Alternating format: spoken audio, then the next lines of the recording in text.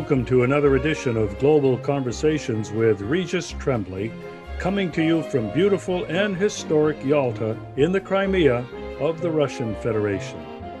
Yalta is a vibrant city that energizes and inspires all who live and come here.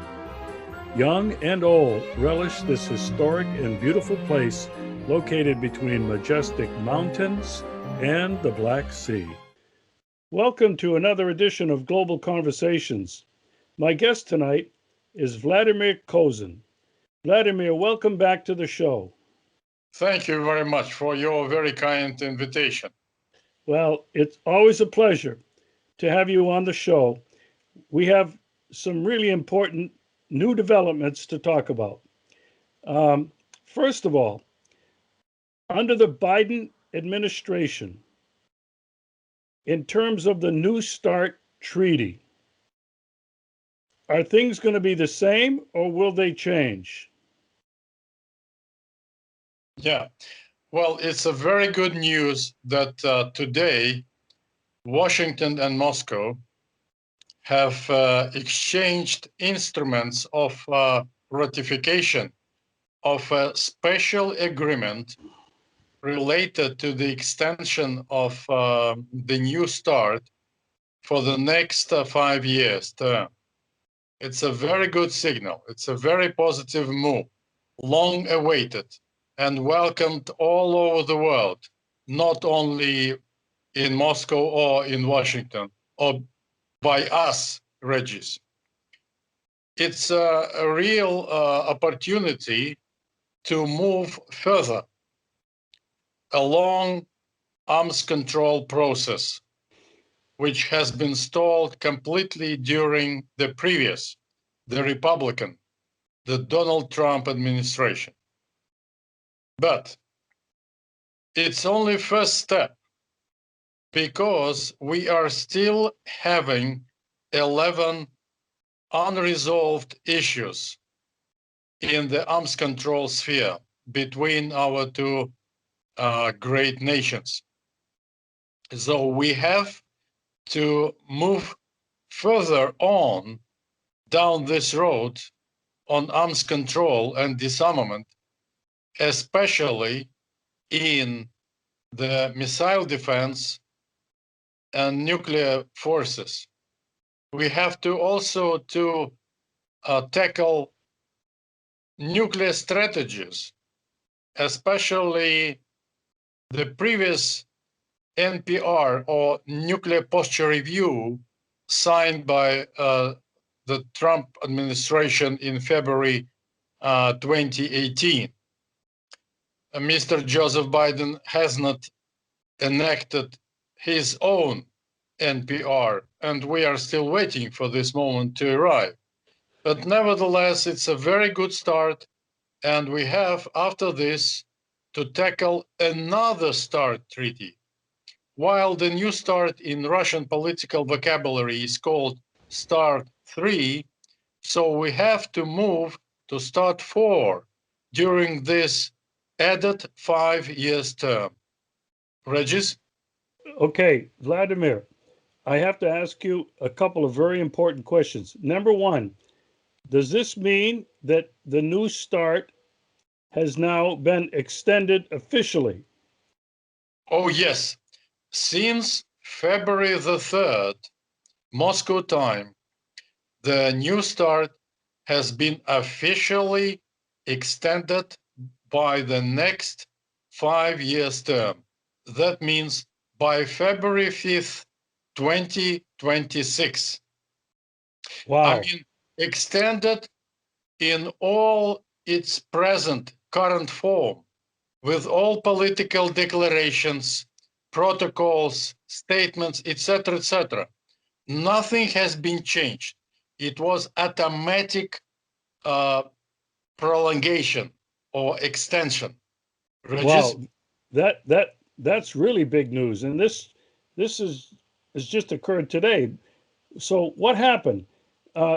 Right after Biden was inaugurated, he said something like, well, before we extend the New START, Russia will have to pay a cost. And there were conditions.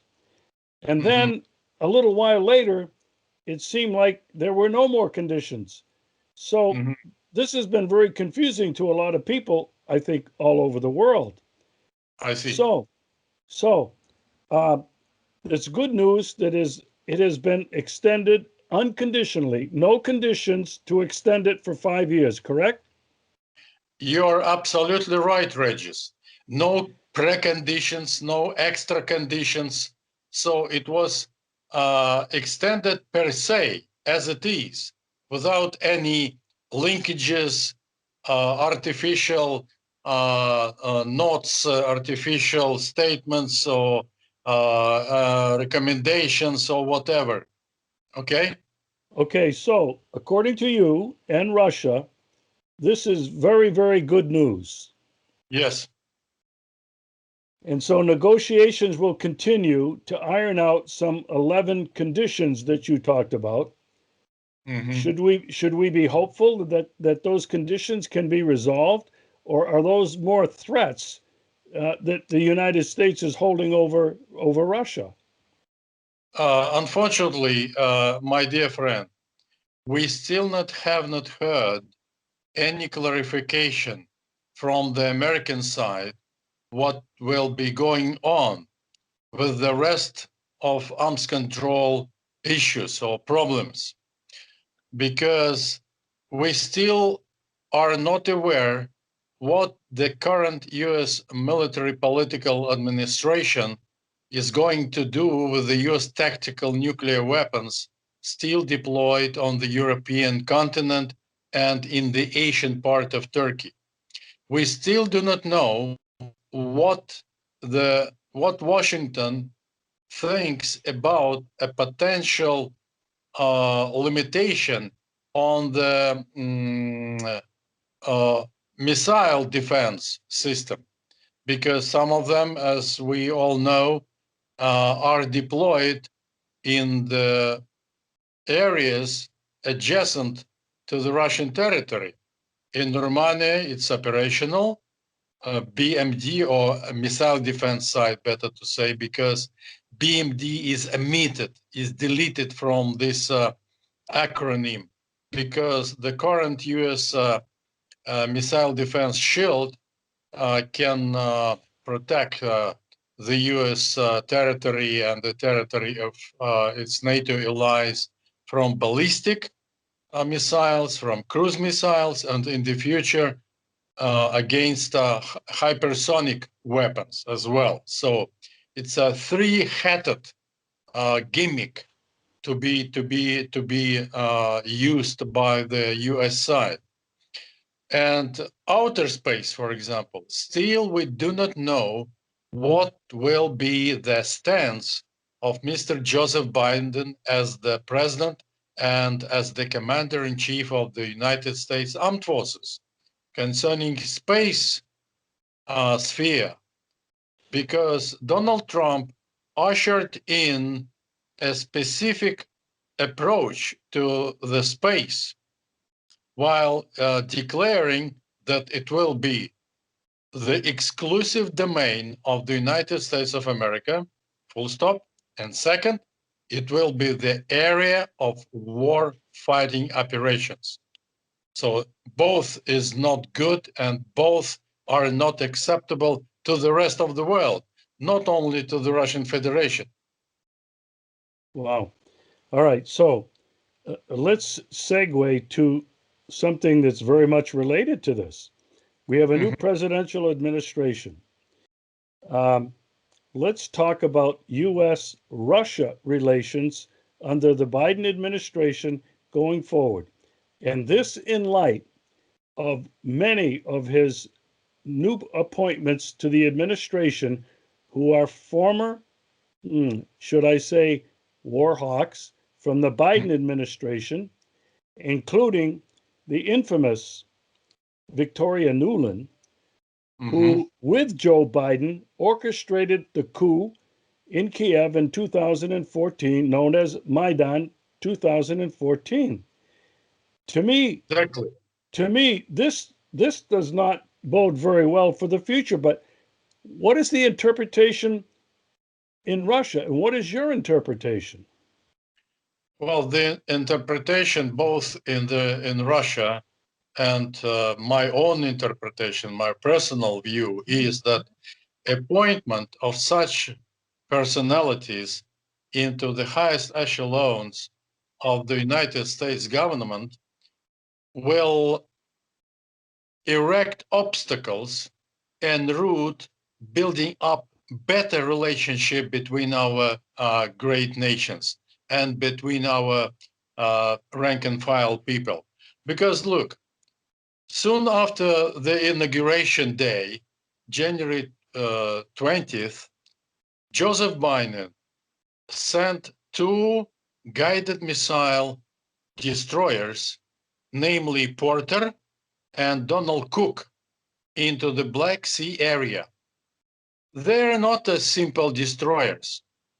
They are DDG, or destroyers with the guided missiles, equipped both with missile defense missiles, with land attack cruise missiles, and the rest, and anti-ship missiles, anti-aircraft missiles, etc. But the most dangerous phenomena related to these two combat vessels of the US Navy in the Black Sea is that they are equipped with an offensive weapon, like land attack Tomahawk cruise missiles, which can be both non-nuclear and nuclear-fitted missiles, nuclear-tipped.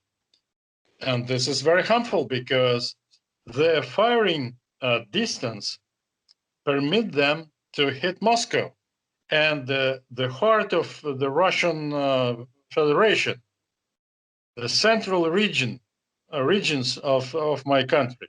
So it's not good.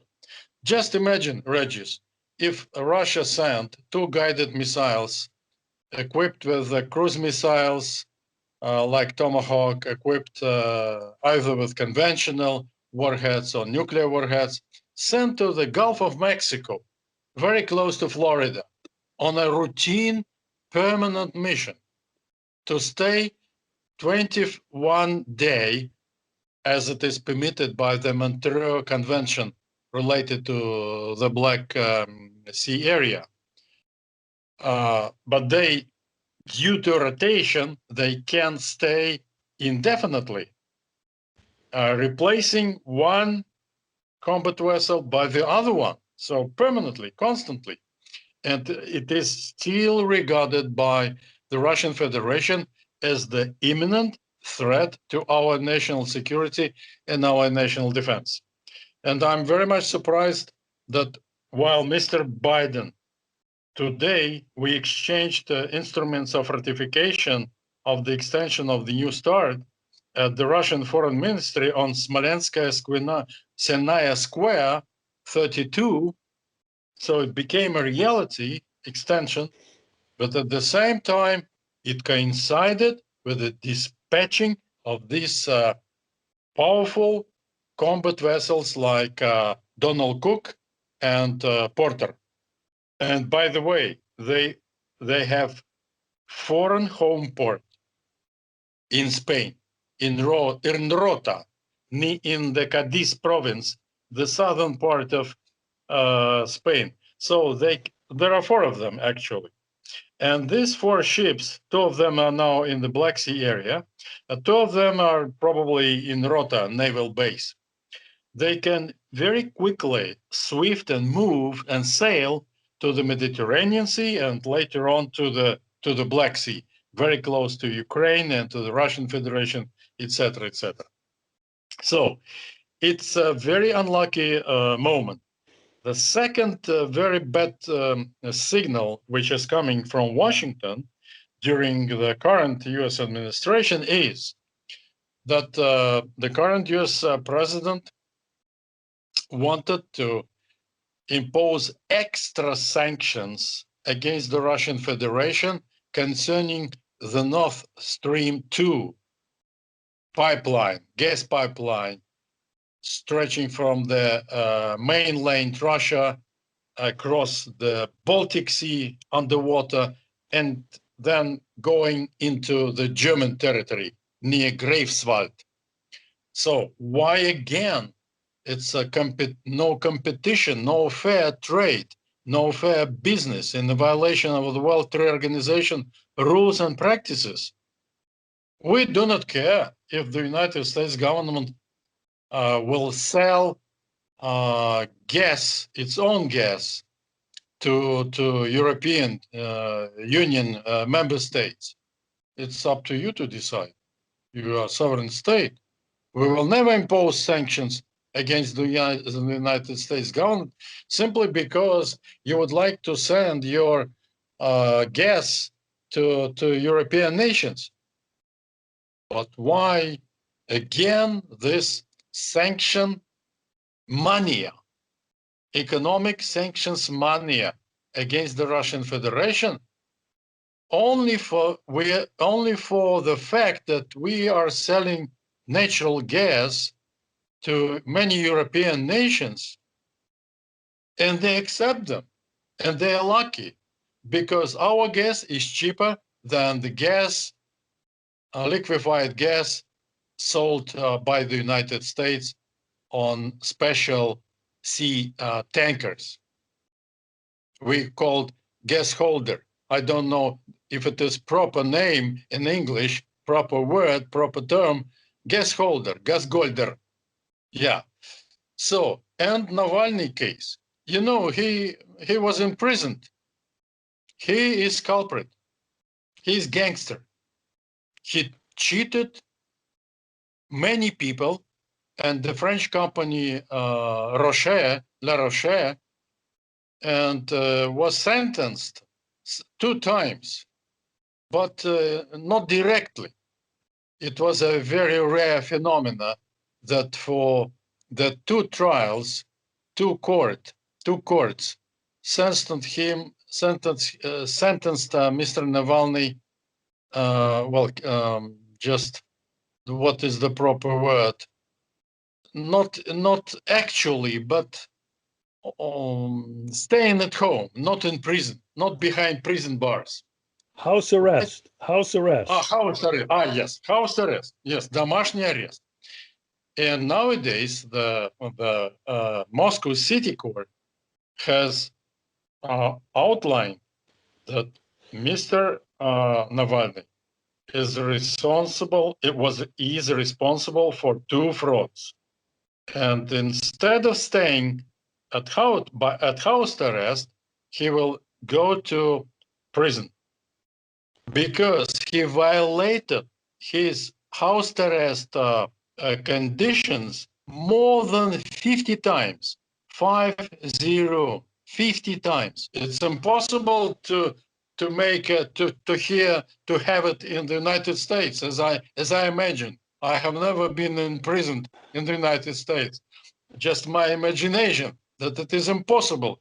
If you violate house arrest rules, you will be punished directly and go behind the bars and stay behind the bars.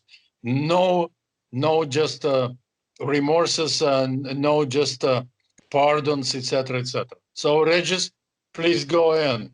Yeah, I was talking too much. Sorry. No. Okay. This is so important. I'm glad you raised the Navalny issue because I have been getting many emails from friends in America telling me what is going on there with Navalny. It's all over the news. Massive protests, hundreds of thousands of people in Moscow and across Russia protesting against Navalny's arrest. And I just sent a very long email today to some 1,000 friends in America and around the world, trying to explain what has happened here in Russia. So I'm glad that you commented on that. But now, let me press on a little bit further.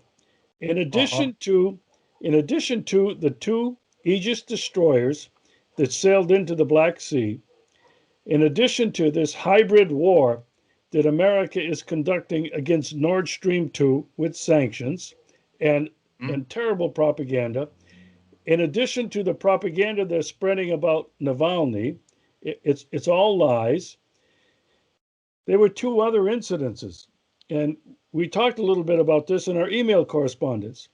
Mhm. A little over a month ago, the USS John McCain, old news Mhm. now, but it's new news to many people who are listening, Yes. violated Russian territorial waters Yeah. in the Gulf of Peter the Great near Yes. In the Vladivostok. Far East.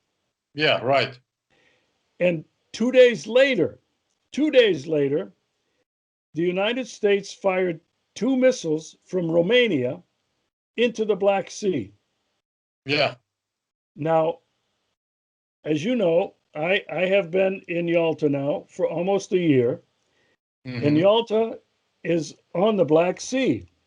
Yes. Correct. And for me, I felt this was an ominous threat to not only Russia, but Crimea, Yeah. because as many people know, but many don't know, the home base of the Russian fleet in the Black Sea is at Sevastopol, Sevastopol. Right. only 2 hours from Yalta. Yeah. Now, when we put all of these things together, Mhm. it does not look like the United States is dealing above board, fairly, and honestly with Russia. And now, with Victoria Nuland and Mhm. that whole new group of Obama holdoffs that were extremely anti Russia and anti Putin, Mhm. Nuland resumes her previous position as Undersecretary of State, will probably, is my guess, go back to Kiev and continue orchestrating the United States plan as part of its hybrid war to create chaos on Russia's immediate border in the Mhm. Donbass. Your thoughts? Right. Yeah. Yes. Unfortunately, we are watching this kind of developments with alarm and with many questions. So, whether the Cold War still goes on, and our answer is yes, it goes on. And the US side, unfortunately, despite some nice words concerning the New START extension, is still bogged down in anti-Russian propaganda, and the Cold War wins. The Cold War 2.0 second version, still goes on. And this is a very bad phenomenon, and it's a very alarming factor. And I put my fingers crossed and would like to say that God, please do not permit the Cold War or military confrontation between Washington and Moscow, between the United States of America and the Russian Federation. Because more and more often, even after January 20th, the inauguration day of Joseph Biden, we have also uh, witnessed the plan to attack the Russian exclave Kaliningradskaya Oblast, or the Kaliningrad region, by NATO forces involving armed forces of the United States, plus from Poland, plus from 3 Baltic states. How come? Is it official policy of all transatlantic alliance? It was a report of the, if I'm not mistaken, by the U.S. Central for Naval Analysis. We are still having very bad signals coming from Washington after the day one, inauguration day on the 20th of January this year. On one hand, the extension of long-awaited extension of the New START for the next 5 years, and good words to continue our just talks on improvement of our relationship, and a positive congratulatory telegram Mr. Vladimir Putin has sent to Mr. Joseph Biden after he became de facto the US president and the commander-in-chief. But on the other hand, we're still having controversial signals and approaches of the United States government towards Russia. Russia is still called aggressor. It's unreliable. It's very bad. It's enemy number one or enemy number two. Sometimes there is the mixture between the People's Republic of China and the Russian Federation, who is number one, who is number two for the United States government. So, and there are plenty of other things. And the war of words, or using mass media as a primer tool for spreading false anti-Russian propaganda and gossips and rumors, it's not very good. For example, look, this palace at Gelendzhik, not far away from the place you are sitting now, Regis, yes, was made by computer graphic. It was not, it has not been built at all. And the owner of this building, not Mr. Putin, but a famous Russian tycoon, he said that this palace, actually a part hotel for 16 rooms, will be completed in the next 2 years' time. And they simply asked a German film company experienced in making this computerized pictures to make a presentation as if this is the palace and it belongs to Mr. Putin. Nothing of the kind. Not to Mr. Putin, not to his relatives and friends.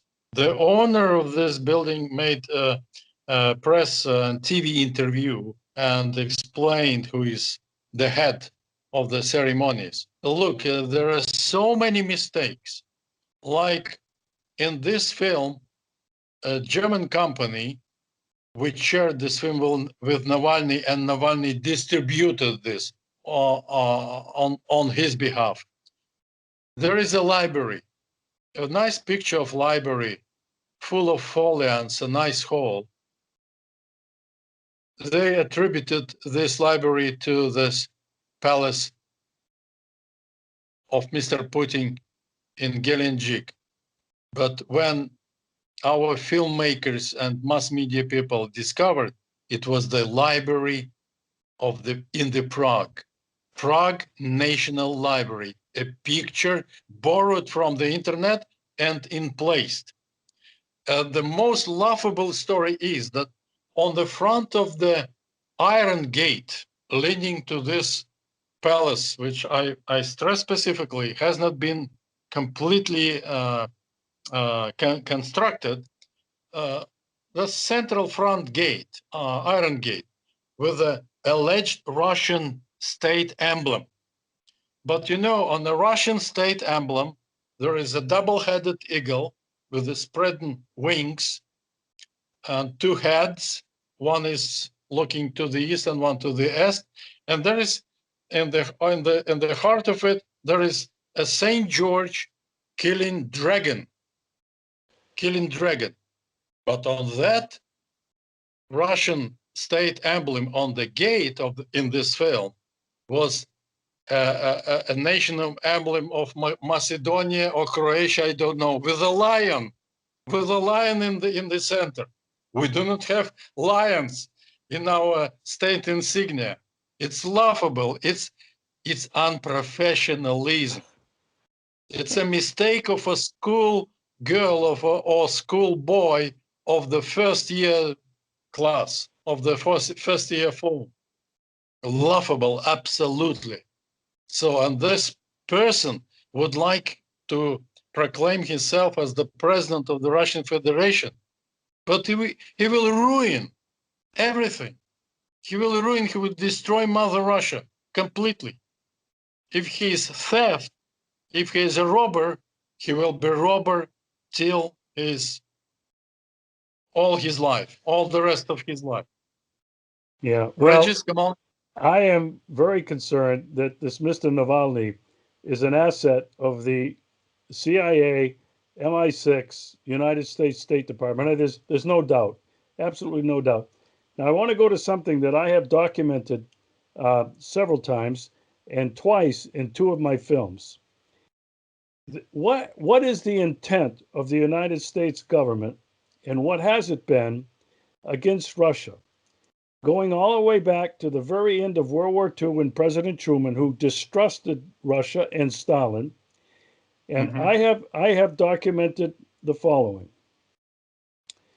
It has been the intent of powerful factions in the United States foreign policy development to balkanize, break up Russia into many pieces, Right. to be able to rape and pillage all of her natural resources. And I said in one of my films, during the George Bush 1 administration, and then during Bill Clinton, when Yeltsin was the president of the Russian Federation, that the intent of those efforts was to break up Russia into those small pieces, privatize everything, rape it and pillage it of all its resources and economy, and then have total control. Unbeknownst to them, Vladimir Putin became president and not only reversed that whole process, basically killed it.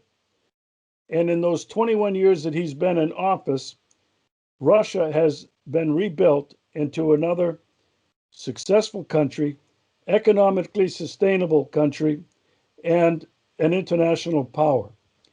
I believe it is still the intention, and has never gone away, of the United States to break up Russia. And right now, their focus is on overturning the present regime, which they call a regime of Vladimir Putin, and to break up the country. Your thoughts on that?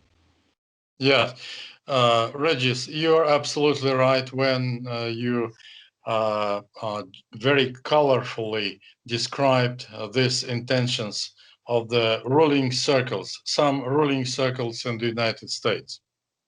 We are not so naive not to see what is going on inside our country and outside our land, and the policy of other nations, including that of the United States. Yes, the next several steps, some warmongers and persons believing only in wealth and in plundering other nations would like to shatter Russia into pieces, into several kingdoms ruled not by Russians, but by foreigners, but by outsiders, by outside governors. They would like to plunder the richest resources of the Russian Federation, oil, gas, water, etc., etc. They would like to suffocate and to strangle our natural culture, our religion. They would like to destroy our national defense, our national capabilities by various tricks invented during arms control negotiations and process, etc., etc. But we are sick and tired of this outside pressure. We would like to have normal, good neighborly relationship with the American people. No doubt. We do not want war with the United States population, people, etc. But we would like to be honored, to be respected as an equal partner on this planet. Full stop. Vladimir, you said something very important. Russia is fed up. Now, you and I have talked on a previous show that Russia does have a red line that US and NATO must not cross. And Putin has said on a couple of occasions, if the United States crosses that line, that he will unleash the full force of Russia's nuclear arsenal, which is ominous. And I have to ask you this, and we will conclude on this for tonight. Is the United States and NATO very, very close to crossing Russia's red line? Yes. Both players, both actors, you have enumerated them, exactly the United States of America and NATO alliance as a whole, as an organization, embracing 30 nations, yes, they would like to cross this red line.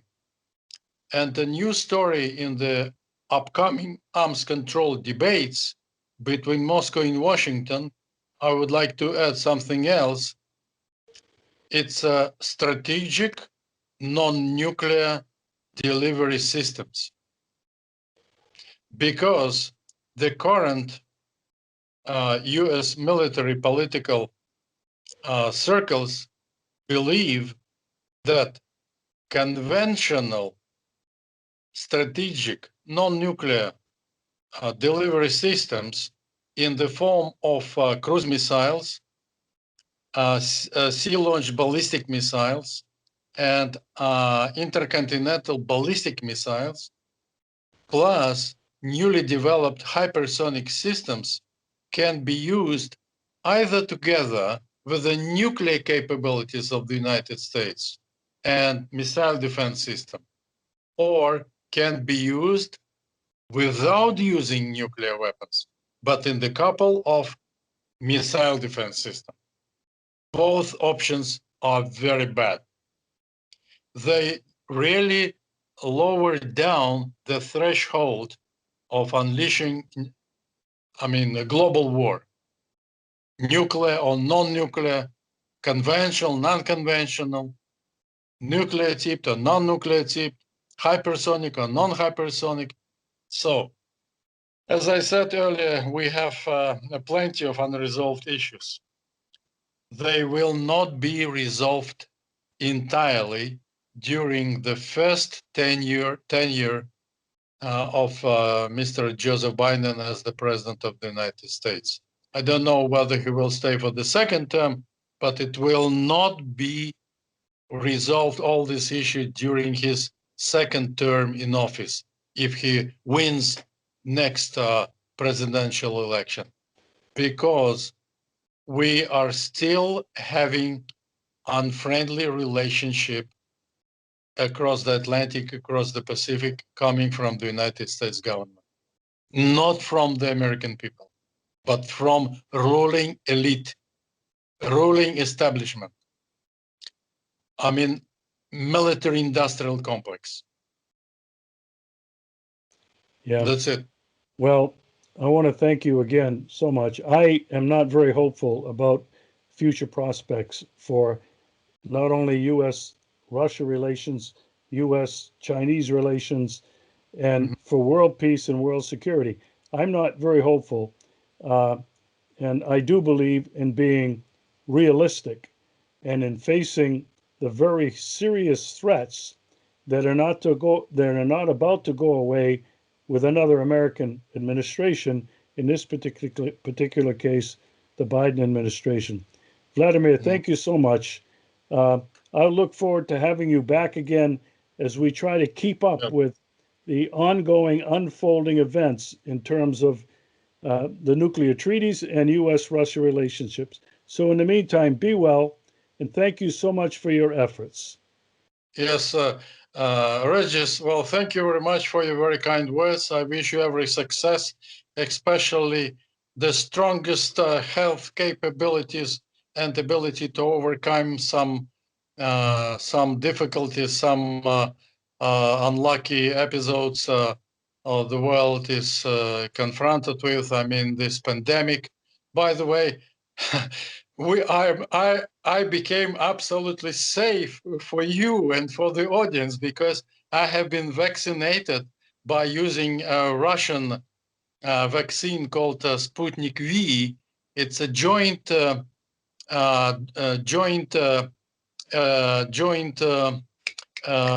creation of the military, of the Russian military of defense and non-military civilian sector. And I have been done 2 vaccinations on the right hand and on the left hand. Nothing negative has happened. No running temperature, no giddiness in the head, nothing. So absolutely fine. I wish you to follow suit. Being in Yalta, it doesn't matter that you are an American citizen. Just take only national passport with you, and you will be just vaccinated free of charge. Free of charge. You will be examined for 5 minutes, like blood pressure, like breathing. Just fill in the questionnaire form that you are happy to be vaccinated. I mean, giving permission, and you will be given this 2 injections. One, and after 3 weeks, the second one, the final one, and everything will be fine. You will keep your fitness and anti-COVID-19 resistance for several years. Yes, that's it. Thank you. Okay. You gave me a lot to think about tonight, Vladimir. Yeah, why not? Just consult with your friends and comrades in Yalta. And by the way, have you been on Theodore Roosevelt Street in Yalta? Oh yes, yes, of course, of Yes, course. yes. Yes, Theodore yes. Roosevelt Street and Hotel Bristol is on that street. I stayed there once. I visited Yalta several years ago. Well, please come back again because we have got to see and meet each other again face to face and live. Yes, in summertime. In Yeah, summertime, yeah. yeah, we're fine. Yeah. Well, thank you very much, Regis. God bless you. Keep strong and resist negative things, and you will win. Thank you, Yeah. Vladimir. Thank Bye you. bye. Thank you. Bye. Goodbye. Cheers. Cheers. Thank you. So the end.